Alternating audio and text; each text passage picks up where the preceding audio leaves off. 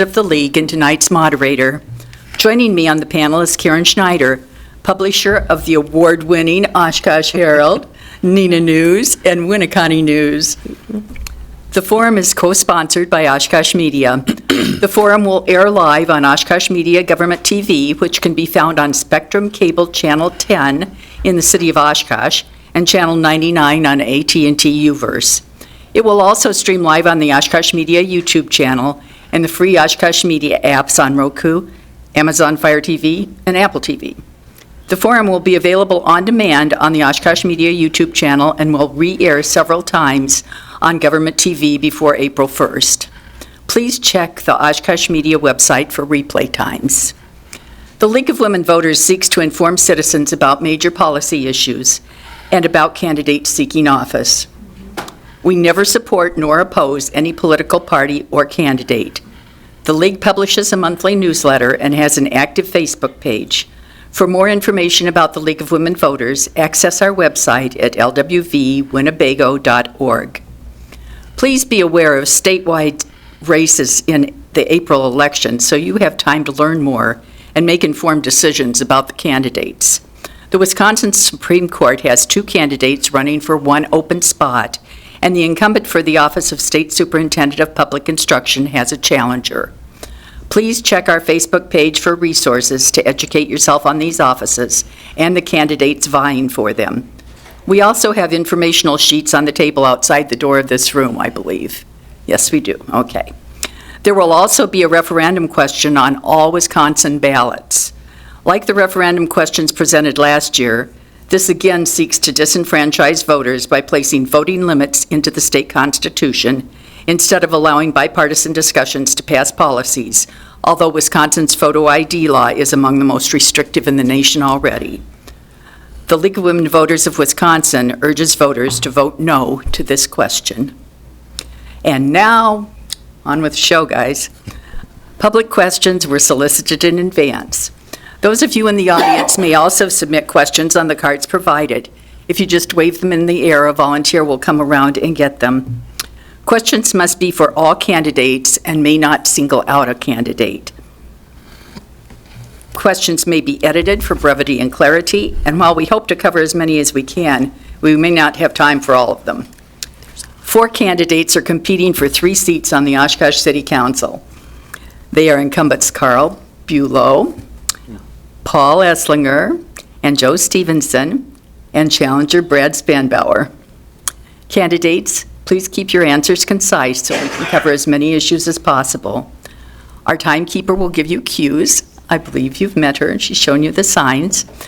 Please heed the stop sign so I don't have to cut you off, and I will. Concise answers will allow time for more questions. This is not a debate. You will each be given the same amount of time for each question. Ready for opening statements? They all said yes. You now will each have 2 minutes to summarize your background, qualifications, and your motivation for seeking a seat on the Oshkosh City Council. Why should voters choose you over your opponents? And going alphabetically, we'll start with you, Carl. Thank you. I'd like to start off, of course, tonight to thank all the volunteers in the league for hosting this event, along with Oshkosh Media and Margie and Karen, of course. And we were talking, I think this is the most people we've ever had in the room for this, so I thank all the people that came out here live tonight to be informed. And I'd also like to thank all the people that are tuning in on Oshkosh Media with their glasses of wine and their bingo cards ready. For those that don't know me, my name is Carl. I'm an incumbent for running for City Council. My partner Jennifer and I have lived here in downtown Oshkosh for the last 17 years. She is a professor of communication studies at the University of Oshkosh, and I've devoted the last dozen years or so on nonprofits here in town working with and for them. Currently, I'm the Director of Development for the Grand Oshkosh, the nonprofit that operates the Grand Opera House. We have a 22-year-old daughter who's graduated and 2 teenage boys, 1 in high school and 1 about to be in high school. A couple years ago, I was asked the same question of why would I want to run for city council, and the answer then is the answer now. With my work in nonprofits, I want to make sure that every voice and every person gets considered when we're making decisions up here in City Hall. not just the people that have traditionally had influence and power in the city. So whenever we're in debate and in discussion, I'm thinking about the people who may not be able to be here for physical limitations or for other reasons, economical as well. And I want to make sure that their voices get considered when we're making decisions moving forward. Thank you. Thank you, Carl. We'll move on to you, Paul. Thank you. I too would like to thank OCMS and the ladies for holding the forum, and the candidates for stepping up and putting your name on the line, and the folks here taking the time to listen to us. Background, I'm a lifelong resident of the city of Oshkosh, married with 2 children, 1 son and 1 daughter. I'm a real estate agent in Oshkosh for 13 years. I have an associate's degree in marketing from Fox Valley Technical College and a bachelor's degree in marketing from Marion College in Fond du Lac. My qualifications. I've served 13 years on the council, 2 as mayor. I currently serve on the Transit Advisory Committee. I've served on the Plan Commission, Landmarks Commission, and the Redevelopment Authority. And I'm the only candidate to have gone through the hiring of 2 city managers here in the city of Oshkosh. Why to vote for me? I want to work with the new city manager on finding new ways to operate local government. I want to work to communicate better with the citizens of Oshkosh and to listen to their concerns. I want to work with state elected officials to find new ways for the state to be able to help us locally. If possible, I'd like to get rid of the wheel tax that the citizens didn't want to begin with. And I'd like to continue to find ways to get new residential housing in Oshkosh that would benefit the average homeowner and lower the costs of rentals in Oshkosh. Thank you. Thank you, Paul. Brad? I would like to also thank everyone for hosting the forum tonight. I'm also a lifelong resident of Oshkosh. Born and raised here, grew up in a household where my mom worked for Oshkosh Bagosh for 28 years. My dad worked for the Oshkosh Area School District for 31 years. I am a product of Smith, South Park, and West High Schools in town. I'm also a 2-time alum of UW Oshkosh. I got my bachelor's degree in biology and my master's degree in biology. So I've got a strong background in science and understanding data and sort of looking at all of the parts of the whole to contribute to data-informed decision-making. I currently serve as the Sustainability Director for the University of Wisconsin-Oshkosh. And so in that, I look at our social, economic, and environmental aspects of everything that we do and making sure that we are being good stewards of the university's finances, and our state finances, and thinking about how we're being fair and just for everyone. Why to vote for me? In June of last year, the chancellor of the university came to me and said, I need you to save the university $1 million in our utility fund. And I pulled together a team of people understanding our relationship with Wisconsin Public Service, our utility provider, as well as a variety of people from within the campus. And happy to report that we devised a strategy that has yielded about $600,000 of savings in the first 7 months, with 4 months yet left to realize savings. So that's the kind of energy I will bring to the Oshkosh City Council. Thank you. Thank you, Brad. Joe? Hey everyone, my name's Joe Stevenson. I too would like to thank the League of Women Voters not only for putting on this this forum, but also for just your advocacy for education in general. I think being educated about your candidates is an important part of democracy. Who am I? I have deep roots in Oshkosh. I have a ton of family members here. My grandma lived on Damel Street. I have cousins in the city. I live a couple blocks down from almost all of my siblings, of which there are 2. I have a young family. I have a 2-year-old and another one on the way, so we're very happy to call this place home. Very happy to continue to grow our family here. My background is in I have an education, bachelor's in urban planning and a master's in public administration, both from UWO. So I have a knowledge set that helps me understand both public policy, budgeting, and then also how to really responsibly grow the city and how to really help with housing elements and other aspects of our growth. In my professional capacity, I am a economic development program manager for East Central Planning Commission, where I, again, try to help with economic development-related initiatives, help with affordable housing, and really to help the entire region grow as a whole. I also serve on the state committee. It's the Wisconsin Economic Development and Housing Authority. Again, in that aspect, really trying to look at how we can make housing more affordable and open to all people, and how we can really have a prosperous state in general. So why vote for me? Again, I have a deep care for this city. I have a deep care for its people. I think when we're positive and when we work together, that's when we're at our best. I think when we all come together, we can really create a city that works for everybody and where everybody prospers. And that's really my goal. I want to have a place in this community where my kids can be proud to say, I live in Oshkosh, and I want to stay here. So thank you. Thank you, Joe. Now we'll go to our public questions. We have public policy questions that were submitted in advance or by the public tonight at the forum. You will each have 1 minute to respond to each question, so half as long as you got to talk about yourself. That works pretty well with politicians. And we will start with you first, Paul, and Karen has a question for you. All right, gentlemen. So I'm going to start with a softball question, Paul.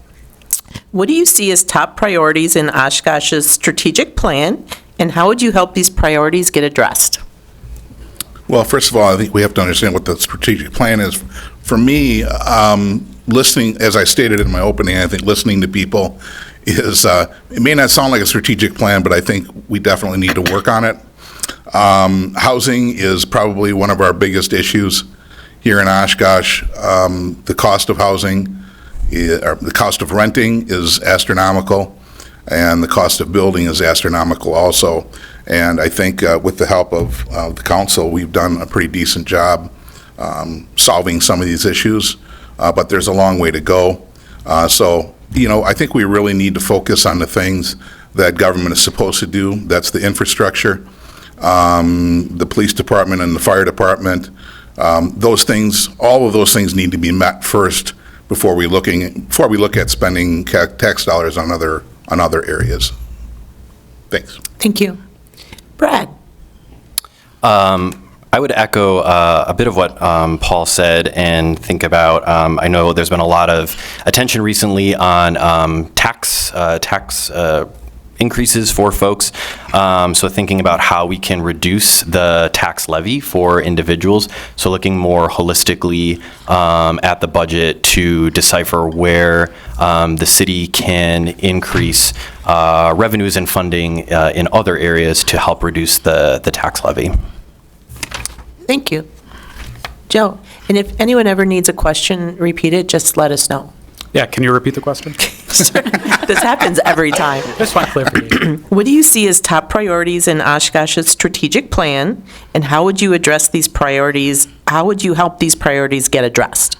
Sure. So, again, a few of my other fellow council members have touched on it. Housing is top priority for me. I do want to come up with a plan. I think Oshkosh really is at the forefront of housing. We've done a lot of creative things over the past couple of years, but we need to bring down housing costs, make it more attainable for people to be a homeowner. And we also, I'd like to see us just grow as a community. But specifically talking about this strategic plan, we have a strategic plan kind of retreat every year with council. I was at the neighborhood pillar for a long time. I feel very strongly about neighborhood associations and making people thrive within their community. I think promoting those neighborhood organizations, promoting community is a really good way that we can, one, hear from everybody, but then also we can see the best policy at the council level. Thank you, Joe. Carl? As Joe referenced at the strategic planning retreat that we had last year that involved community members and the city council, there was a couple themes that really stood out. Of course, housing, and that has been something that council has been focused on and giving very clear direction to our team to focus on, and they have listened, and they have yielded some awesome results that I'm sure we're going to talk about in a little bit. But a couple other areas that really stood out, childcare. and childcare availability was something that was really brought to the forefront, especially as many families are having, both of their parents go to work, or, areas in economically where more people are required to enter the workforce and not able to stay home and provide parental care to the child care, and making sure that we have ample resources for that. And then the other one, and I'm surprised Paul hasn't said it yet, is communication, and making sure as a city that we are consistently providing new, inventive, and consistent ways to communicate with our residents where they are and how they want to be communicated with. Thank you. Thank you, Carl. Okay, this time we'll start with you, Brad. And let's see, you've already touched on a couple of the questions that were here, so this one you hadn't, so I'm going to start with this for you. The current city council and the next city council will be composed of 7 white men. What are your thoughts on the lack of diverse representation on the city council, and how can the council make up for this if you think they should? I do think the council should be more diverse and representative of the community that it is serving. So I would like us to work to address that, the fact that everyone on the council will be a white man. I think a way we can do that is work with leaders who we know in the city might consider running for a council spot, who come from a different background, and figure out a way to encourage working with them to consider running for a position like this. Thank you. Joe? Yeah, I too wish that we had more variety of folks up here. I will note that I think all of us do a good job. We all come from different backgrounds. We all are honestly one of the younger councils I think I've seen. We're all working council, but I think to help with folks coming up to this seat, helping folks, new and different folks to come up here, is it really starts at, I think, the board and commission level. I don't think there's one of us here that hasn't served on a board and commission. Making sure that those commission members are empowered, making sure that we're really getting out to the folks and saying it's worthwhile serving on this commission, it's worthwhile getting involved in government. I think that's really the key part, is trying to make sure people know where they can get involved and how they can get involved, and that it's meaningful. And then you kind of foster those leaders and those groups of people that can really fill these seats then. So that's what I would like to see. Okay, thank you. Carl? Thank you, and I think it's an excellent question to look at holistically as a community. What about this position is not appealing for people that are minorities or women or in our BIPOC population to run for this? Because I know when even being up as a candidate, I reached out to try to find other people who would run who don't look like me. And I failed, because every time I asked them, like, hey, I think you should run for city council, hey, they all laughed at me and said, no. So there's a hostility and a resistance to serving on council. And that's something that I really think as a community we need to get over. We need to find a way to bridge that and make it more welcoming for voices from people who don't look like me to be able to serve up here. And I don't have the good answer for that. I really don't, because every person that I talk to has just told me, no, it's not worth it to do that service. Our boards and commissions, I see lots of people that don't look like me, and I love that. But for some reason, something up here sitting in this chair has not been appealing for them. Thank you. Paul? Could you say the question one more time, please? I would be happy to. The current city council and the next city council will be composed of 7 white men. What are your thoughts on the lack of diverse representation on the city council, and how can the council make up for this if you believe it should? Okay. I don't care what color people are. That doesn't have anything to do with me. The fact is, people run and people get elected. If there are no minorities running, they're not going to get elected. And that's just a simple fact. And voters decide who sits up here. As of right now, they decided 7 males are going to run the city as city council members. I will say that the 7 males that we're talking about got together and hired the first city manager the city of Oshkosh has ever had. And I think that we did a great job on that. And I'd like to thank all my other council members for I think, doing the best job that we could and getting the best person. So decisions don't come from color, they don't come from religion, they don't come from gender, they come from people. And I'm hoping that we can someday get away with what color someone is or what sex they are, what affiliation they have. Just good people should run, and voters should make the determination of who gets elected. Thank you, Paul. This one goes to you. This one goes to Joe. We'll come back to the city of Oshkosh. South Main Street and the Sawdust District is a rapidly developing part of the city. What do you see as the greatest challenges and opportunities to that growth? Joe? Yeah, I am very excited about the South Main Street and the growth we've seen there. I don't know if anybody's walked down there, but Mill on Main is rapidly going up. That's going to have a lot of housing units in it, mixed commercial. It's really going to revitalize that whole area. But biggest hurdles down there, obvious contamination, brownfields. We really struggle with kind of the sins of the past. We struggle with cleaning up those sites and making them easily developable for new folks. But I also think that is one of the greatest benefits of the area as well. I do think that if we can work through some of the state grant programs, if we can use some of the tools we have in place to clean up these areas, it makes them very advantageous for unique styles of development to go there. It's right in our downtown. We like to see density. We like to see different types of buildings. I always tell people, stop thinking of us as Oshkosh and think of us as somewhere that you would build the coolest building you could ever think of, right? So I really think that it's a huge opportunity for us, and I think we're on the right path. So thank you. Thank you, Joe. Carl? Just like on council, I often don't like going after Councilmember Stevenson on a topic that he knows a lot about. But he's absolutely right. The biggest opportunity, or the challenges down there, are the contamination, and so that has required TIF funding and TIF districts to overcome some of those financial barriers that would otherwise make it economically not feasible to develop down there.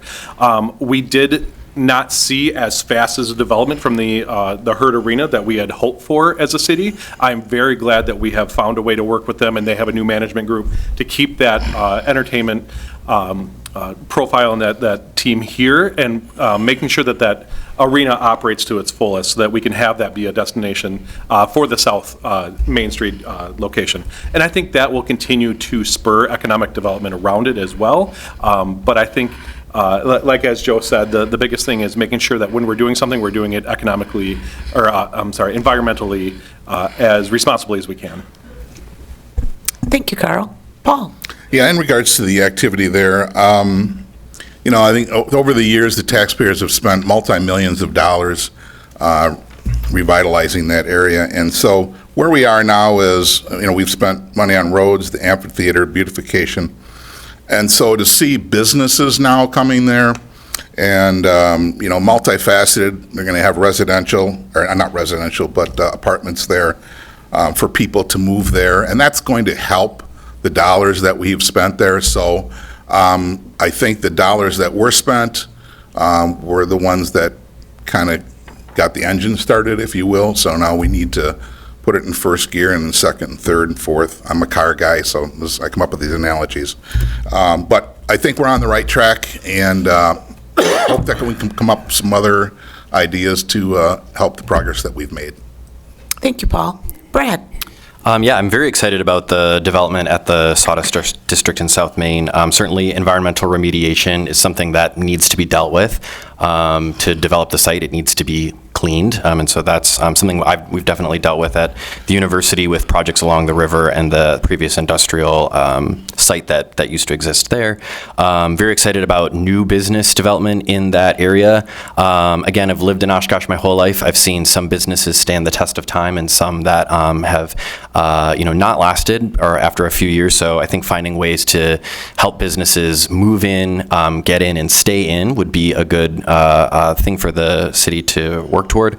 And then obviously making sure that housing that is developed there is affordable is a top priority. Thank you, Brad. Okay. I think we'll start with you, Carl. How does that sound? Sure. I knew you'd say that. Last year, the City Council approved a vehicle registration fee as a way of funding special assessments. How's this working?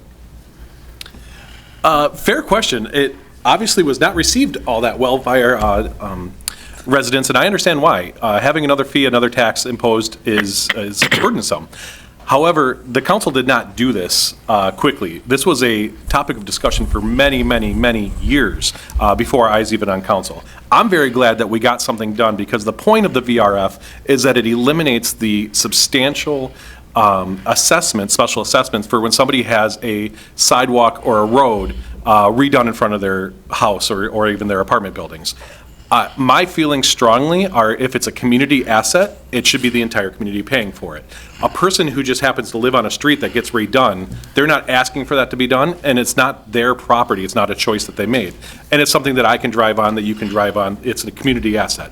So while the VRF wasn't fun to put into place and make that vote, I do think it was the right decision, given the opportunity and the benefit that we get for it as a city of not having seniors have to sell their house when they get a $12,000 to $15,000 special assessment.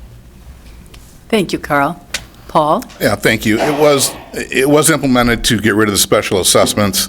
I understand that, but as I stated, and I voted no on this, and I even talked about this in the beginning, this wheel tax is just simply wrong. It doesn't charge the major violators of the roads. Anything over 8,000 pounds, we can't even assess them for the roads, the damage of the roads, which is most of the semis that come in, and Oshkosh Corporation and all the other things, they don't get charged anything, yet the regular resident gets charged for this. So I wanted a different way where the city would take care of the first $5,000, and then the resident would take care of the rest. That didn't have enough support. I'd like to see some other way of getting rid of this and having maybe a small gasoline tax where if you drive, you have to pay for it that way. So that's my thoughts. Brad? Thank you.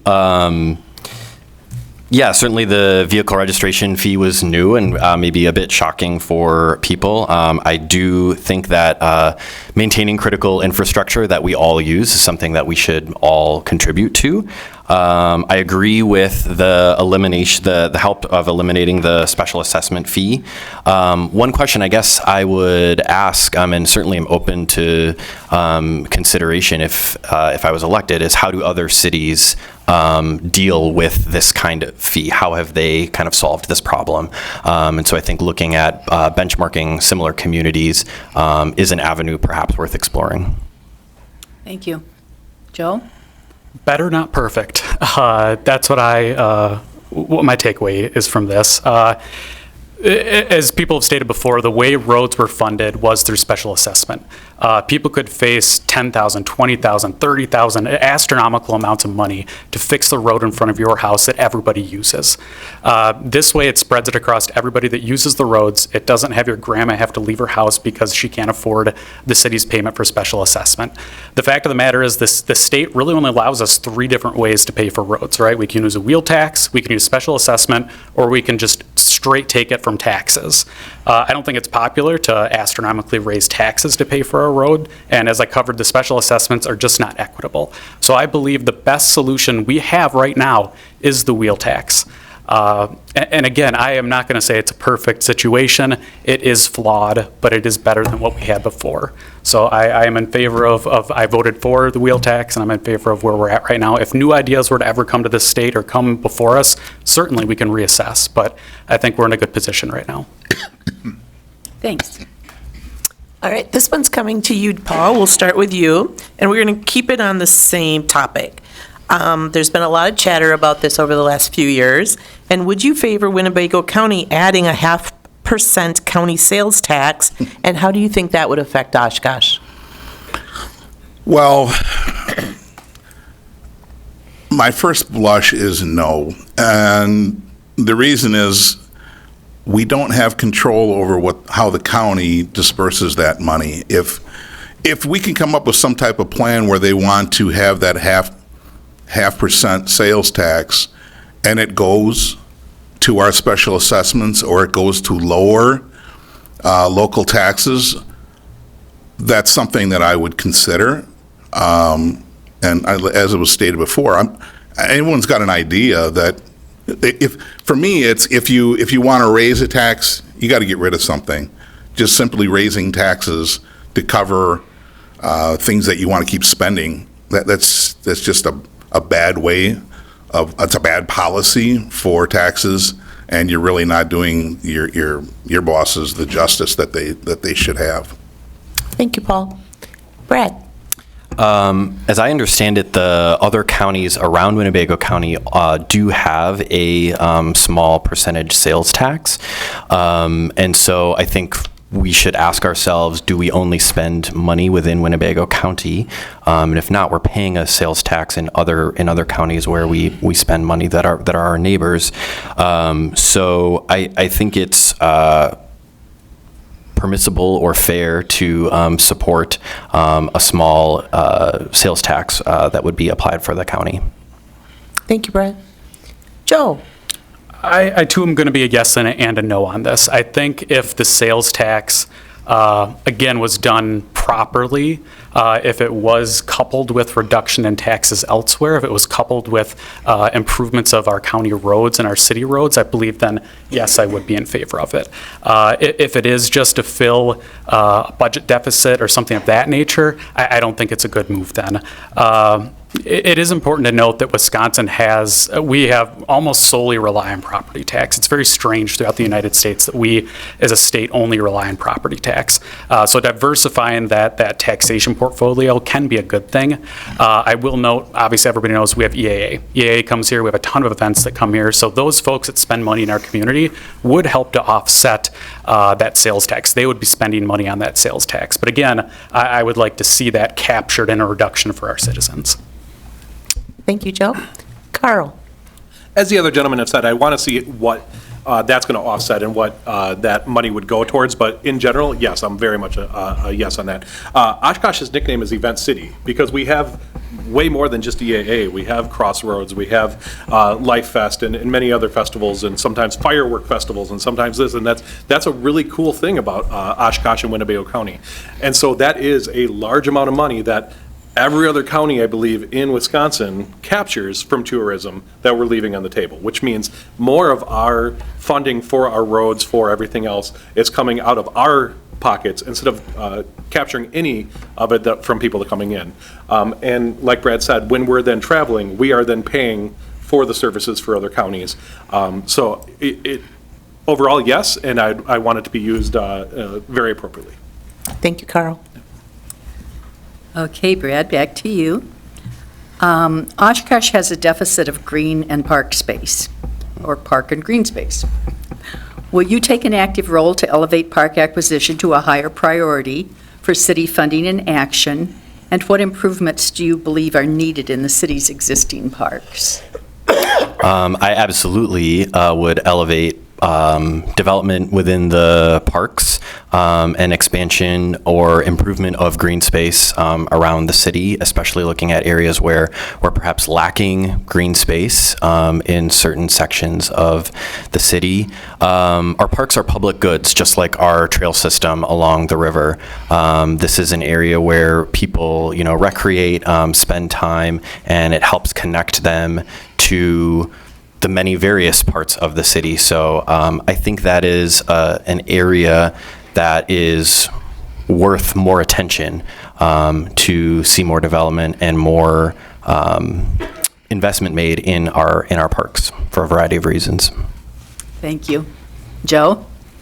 Yeah, absolutely. I think we need to see more green spaces, more parks, especially in areas that have deficits. But I will also point out that I believe this comes with a partnership. I've reached out to the school district quite a bit on a handful of areas that I'd like to partner with green space. I do think our schools can function as a community park. It doesn't just have to be for kids.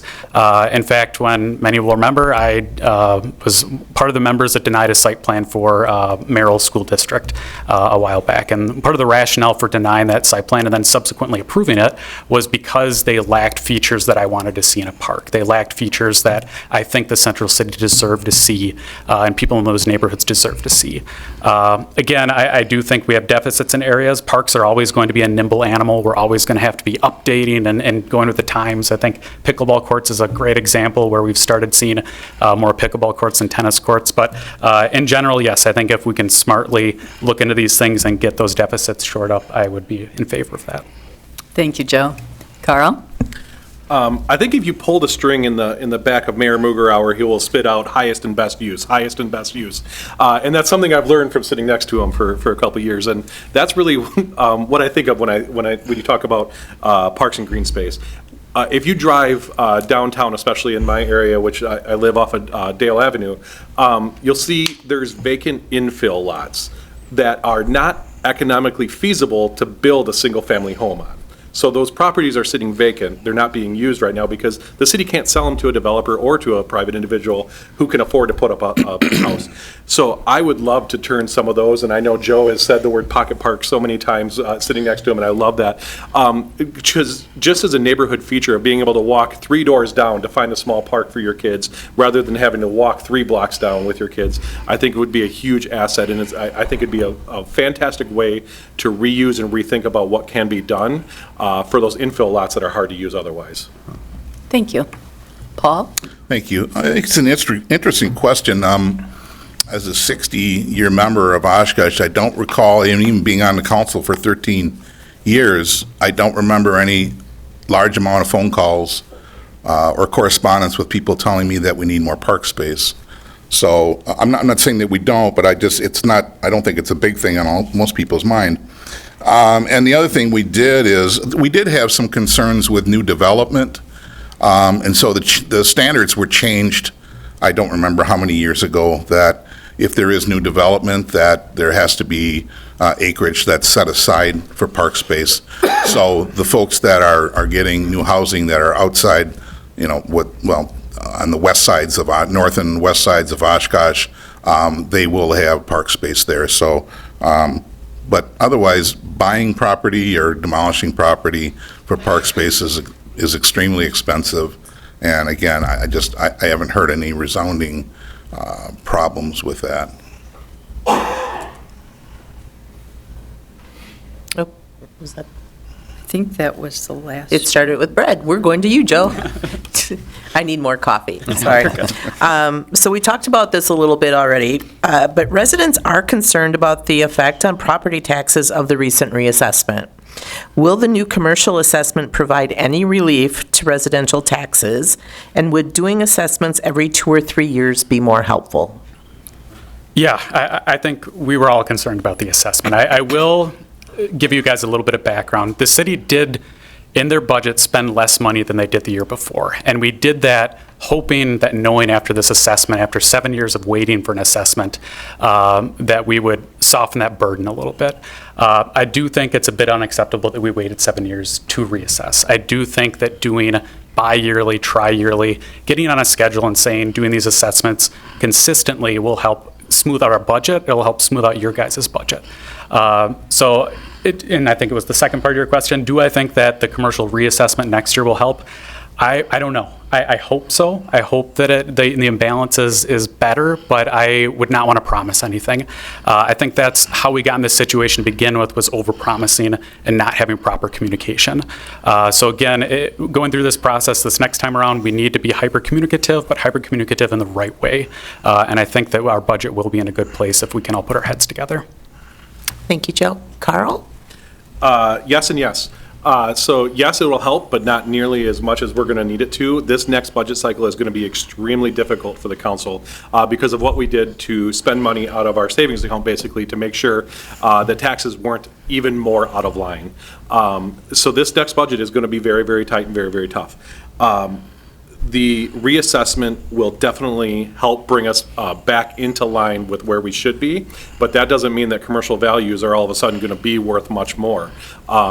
We could find out that the disagreement was on the error of our contractor and not on the state's calculation, and that, that they were more close to correct. So until those numbers come out, and we are working very closely with the State Department of Revenue to make sure that we get it absolutely right this time, we won't know the exact effect on it. I will also say that, yes, 7 years is absolutely too long, but it's also very important to realize that this costs us between $150,000 and $250,000 a year, or to run this special assessment on commercial. So it's not something where we want a budget to do that every single year, but we do need to do it more often than 7 years.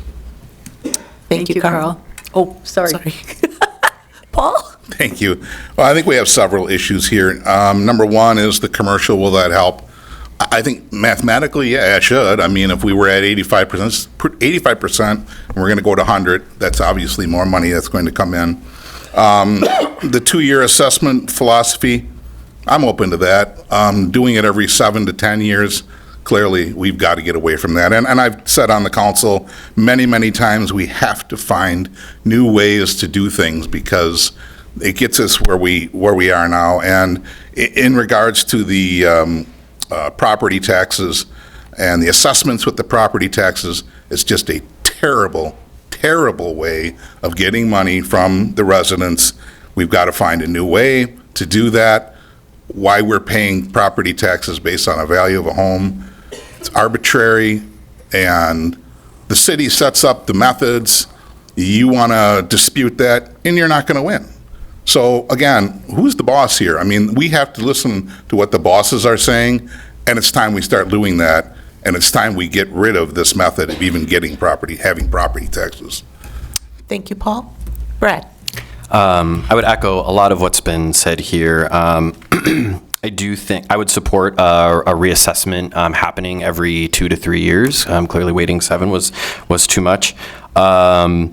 I am also in support of the resolution that has been recently put forward by the council, and specifically Councilmember Nichols, looking at carrying sort of the holdover value from the previous assessment year, or delaying the implementation of the newly assessed value while reassessment occurs if there's a discrepancy. Thank you, Brad. Now you can go. Now we went all the way around. Yes. Right, okay. So I would be starting with Carl, right? You would, yes. Okay, She needs coffee, too. yeah, clearly. Or is it Joe? Did you start that one? No, I started. Okay, yeah. good. Yep. Yeah. Yeah, it's really you, Carl. I wasn't paying attention then. Carl, That's me. yes. President Trump is in the process of establishing tariffs on imports from Mexico, Canada, and beyond. Should the Common Council take a stand to support or oppose tariffs, which most likely will impact prices on products purchased by our residents? And how might the Common Council partner with our businesses and industries regarding these proposed tariffs? Well, that's a heavy question right there. Absolutely, I think that the Common Council should come up forcefully as a resolution with a very blue-collar workforce that we have in this city that are going to rely on goods from other countries that are coming in, and they're going to be more expensive for us right now, and we don't have the infrastructure set up to be able to produce those at home at 100% rate. So, absolutely, we just sent 2 resolutions to our state regarding fireworks and as Brad said, about the holdover taxes on for reassessments. And I think that we should absolutely set up a resolution to just be able to communicate with our state legislature that this is not something that's going to help our citizens here. As Paul says, you got to listen to the bosses, and our bosses are not going to benefit from these extra taxes and tariffs that are being put on our goods. Thank you. Paul? Yeah, I think the tariffs that the federal government will or will not put on is so far from the purview of a city council member that is nothing we should even be close to coming into contact with. I don't want to give the impression to city residents that if we pass some kind of legislation saying we should or shouldn't put on tariffs, that we're going to have anything to do with it, because we're not. Thank you. Brad? Again, I think listening to our constituents is a really good practice to take. I would support council addressing the tariffs in some way. I mean, I do think in many ways the tariffs are going to have impacts on our communities, costs of materials for construction and other sorts of amenities. So I do think it is important to understand kind of the broader landscape that we exist in. We don't live in a vacuum, and to kind of know the level of impact it will have on the community. Thank you. Joe? Yeah, if you hear me up here at council, sometimes you'll hear me point to rules, hear me point to purview, you'll hear me point to kind of what our wheelhouse is. Tariffs are at the federal level. I don't think us stamping our feet at all about tariffs would help. And I also don't want to bring federal level discord into our local areas. I think this is one of the few areas that we can really have bipartisan talks, bipartisan support. So I hesitate to bring a federal level issue that is very polarized into our local politics. I believe in good governance. I believe in the city of Oshkosh. I believe in good policy. But again, sometimes these resolutions, if we were to put them to the federal government, I think it brings us into that fray. And also, we really can't do a lot with it. So my personal opinions on tariffs, anyone's personal opinion on tariffs, it probably doesn't matter a whole lot right now. Because we don't have the power to change that. So I would like to keep our body focused on Oshkosh, so. Thanks. Okay, I'm coming to you, Paul. We've talked a little bit about the growth in the Sawdust District, but let's take a look at the established neighborhoods around the town. Neighborhoods are a city strategic plan priority, particularly central city neighborhoods, both north and south of the river. What do you believe are the most important factors in stabilizing and improving the neighborhoods, and what specific role should the city play? How much time do I have? 1 minute. Just a joke. We've been struggling with, I think, the Near East neighborhood, or whatever the term is that we use for these areas. We have to face reality. A lot of these are held by landlords that are struggling to try to stay afloat. They don't have a lot of money to be putting into these homes. And then they have people that are in them that don't treat the homes very well sometimes, and there's issues with that. So I wish there was a magic wand that the seven of us on the council could wave and get rid of that problem. We've hired people to come in. I know there was a firm out of Green Bay that we hired to come in to try to address some of these issues, and I don't know if it failed, but it just didn't work out. So again, if there's someone that has some great ideas, some planners, I'd love to look at it, but quite frankly, I don't know how to answer the question. Okay, thank you, Paul. Brad? Would you mind repeating the question for me? Absolutely. Thank you. Neighborhoods are a city strategic plan priority, particularly central city neighborhoods both north and south of the river. What do you believe are the most important factors in stabilizing, and improving neighborhoods? What specific role should the city play? Thank you. I think, the neighborhood association within the city is a really great place to start. I know that's a very strong group that does a lot of great work within the community. I certainly think anything that the city can do to help address aesthetics and kind of just property integrity is a great avenue to explore. I'm also very much in favor of existing neighborhoods with open lots. I know Carl mentioned this a little bit earlier, but the ability to find creative ways to get homes built onto these lots that are affordable for people, that increases, that's another property that can add tax to the tax base. And so I think definitely addressing aesthetics and affordability within our established neighborhoods are two good first places to start. Thank you, Brad. Joe? Many of you may not know, but I founded a neighborhood association. I was co-chair and founder of the Midtown Neighborhood Association, which is a central city neighborhood association. And we all came together because we wanted to see those very improvements we're talking about. I think, again, being intentful about lifting up our neighborhood associations and making their voice heard here is very important. Also, I think a few of my other council members touched on it as well. It's housing is very important. A lot of you may know, but we have TIF districts in town. When a TIF district closes, we are allowed to extend that TIF district, capture the money, and put it into affordable housing. We did use that to help with home revitalization programs within these neighborhood associations. And again, green space, one of the reasons my neighborhood association was founded was because because we wanted closer by green space. We wanted parks and a park area that had a deficit. So I think addressing neighborhood issues like that directly and then also improving the neighborhood by itself is where we need to be. Sorry, I don't want to run over. Thank you, Joe. And Carl. Excellent. We have an amazing nonprofit in this community, Greater Oshkosh Healthy Neighborhoods Incorporated, who just welcomed a brand-new executive director, Liz Last, who is coming in with a lot of energy, and I'm very, very excited to see what she does with that organization. As Tom, who was amazing, retired again, I think it was for him. But that's really where the public-private partnership with nonprofits in this community comes into play. That is their mission, that is their goal, is to be able to come in and lift up our local neighborhoods. And we have over 30 in this community, which is amazing. Visitors that we have come to the city are in awe sometimes of the neighborhood associations that we do have. They have a beautification, a revolving fund that they use to be able to provide out loans or grants. Unfortunately, we have sunsetted the funding from the city side. They're not in the budget, in a couple more years after the ARPA funding that we have allocated to them runs out.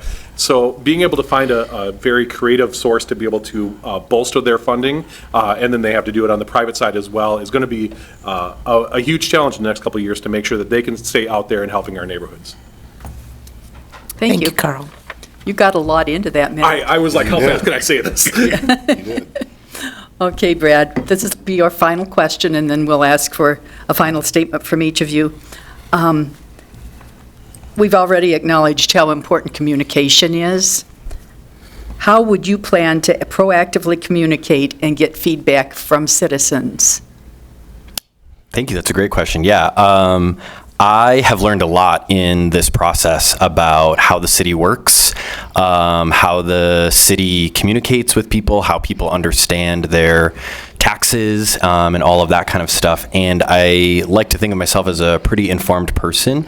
I'm involved on a city board and I've sat on a city committee. I'm generally involved in the community, and there's a lot I don't know, and I think it's easy to miss information. And so I think one thing that I would strive to do in using my council seat is to listen to constituents, listen to residents, but then also communicate with them about key issues that are being brought forward to the agendas every week. And whether that's through social media or some other platform, to just make sure that individuals are informed. Thank you. Joe? Communication is important, and it's never perfect. I think we really strive to get information to people. We have Oshkosh Media, we have things on social media, but it's never going to be perfect. I do see a change in many of the council members, though. I think that council has started to try to play a proactive role in being that liaison between the city and people. I do think council has to be out there, has to be listening to people, has to be talking to people. There's not a week that goes by that I don't have a coffee with someone. And this is also an open invitation for everybody in the audience, everybody listening at home. You can email me, you can call me, I will respond, I will sit down with you. I don't care what side of the issue you are on. And I think that's important to have that open door policy and to be able to just talk with people on a one-on-one level. So again, communication, we're never going to get it right, but we are going to try to get it better. Thank you.